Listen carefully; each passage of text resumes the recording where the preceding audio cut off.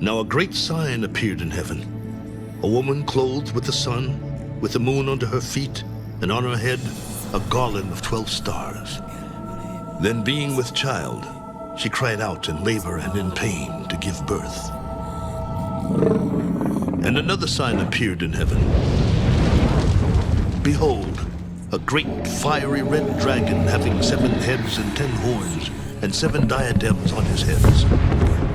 His tail drew 1/3 of the stars of heaven and threw them to the earth. And the dragon stood before the woman who was ready to give birth, to devour her child as soon as it was born.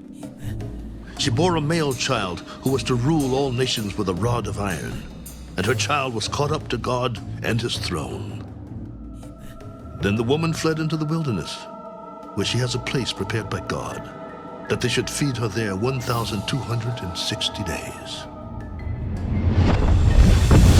And war broke out in heaven. Michael and his angels fought with the dragon, and the dragon and his angels fought, but they did not prevail. Nor was a place found for them in heaven any longer. So the great dragon was cast out, that serpent of old, called the devil and Satan, who deceives the whole world. He was cast to the earth, and his angels were cast out with him.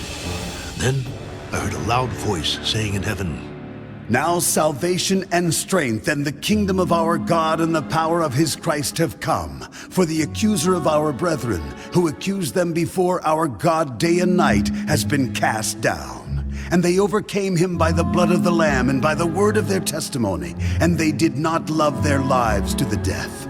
Therefore rejoice, O heavens, and you who dwell in them.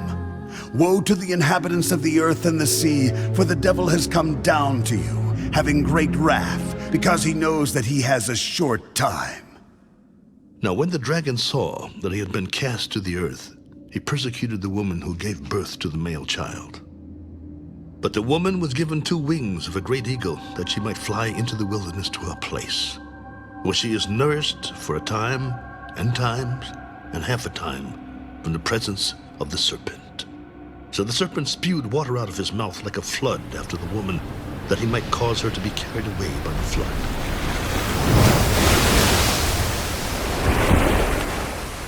But the earth helped the woman, and the earth opened its mouth and swallowed up the flood which the dragon had spewed out of his mouth.